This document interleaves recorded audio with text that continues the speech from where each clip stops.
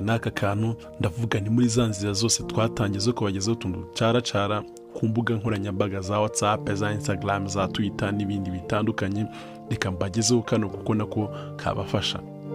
Ni hantu tubona amagambo cyangwa se ibikorwa byakozwe n'umuntu utazwi ariko birimo ubwenge, birimo inyurabwenge, tukabigeza ku bakunzi bo kumva official kuko byabafasha. Ntago tuzuba bivuze ariko ni inyurabwenge, ntago tuzuba bikoze ariko ni inyurabwenge. Rero aka nako nabonye kuri stati ya WhatsApp, ndavuga ngo ntireka nkabagezeho kuko ari inyurabwenge, kuko kadufasha mu buzima bwacu. Kajyanye n'ikirere, karavuga ko waravukiye ahantu heza si amahitamo yawe. Rero ntibikwiriye kuba intandaro yo kwibagirwa ko hari abatarahiriwe n'ubuzima. Jya wiga kwicisha bugufi mu byo ufite kugira ngo urukundo no kuba uw'umumaro ku bandi, cyangwa se urukundo no kuba umumaro ku bandi bisakare. Ko waravukiye ahantu heza si amahitamo yawe. Rero ntibikwiriye kuba intandaro yo kwibagirwa ko hari abatarahiriwe n'ubuzima.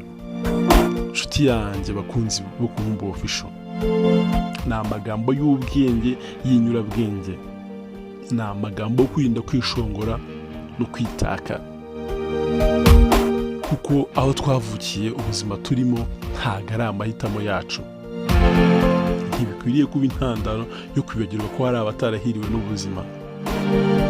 Hari benshi bifuza kujya muri Amerika, kujya i Burayi kugira ngo bagire ubuzima bwiza, ariko ntabwo ubuzima bwiza bushingiye kujya ahatari ku isoko yawe.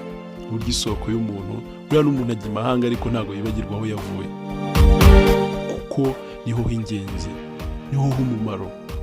Kuba ufite amamodoka za Benz, Mercedes n'andi mamodoka za Rolls Royce ni ibyawe. Ibyo bifite agaciro kuri wowe, ntabwo bingana n'igare ryanjye ntunze. Kandi kubaho ntabwo bishingiye ku bintu, kubaho ni amahoro, ni umutuzo.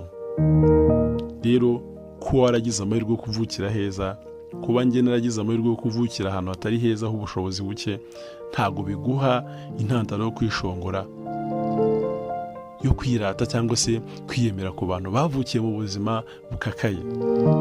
Kuba waravukiye ahantu heza si amahitamo yawe. Kuba naravukiye ahantu h'ubushobozi buke si amahitamo yanjye, ariko nkwiye kubyakira, nkabyumva, nkabibamo. Aho umusemburo w'ibyiza, umusemburo w'impinduka, umusemburo w'iterambere, usasanga kenshi na kenshi umuntu avukira ahantu h'ubushobozi buke, ariko ubuzima uko bugenda buza petit à petit, ugasanga ahantu harahindutse, ahubwo habaye paradizo yawe. Aho wavukiye ni paradizo yawe. Uhakire, uhumve, uhabemo, kandi uhabemo mu mahoro. Nubwo wagenda ukajya imahanga ariko uzibuka aho wavuye, uzibuke ko ufite inshingano zo gutuma hatera imbere. Rero kuba waravukiye ahantu heza si amahitamo yawe. Ntibikwiriye kuba intandaro yo kwibagirwa ko hari abatarahiriwe n'ubuzima. Jya wiga kwicisha bugufi mu byo ufite kugira ngo urukundo n'umubano mwiza bibe iby'umumaro ku bandi, bisakare ku bandi. Hasta la vista. Shimira kandi subscribe, like, comment, share. Shimira wowe udahwema kutwereka ko dukurikira. Dushimire mu mpande zose, mu buryo bwose bushoboka, abantu bakomeza kuba umusemburo w'ibyiza. Hasta la vista.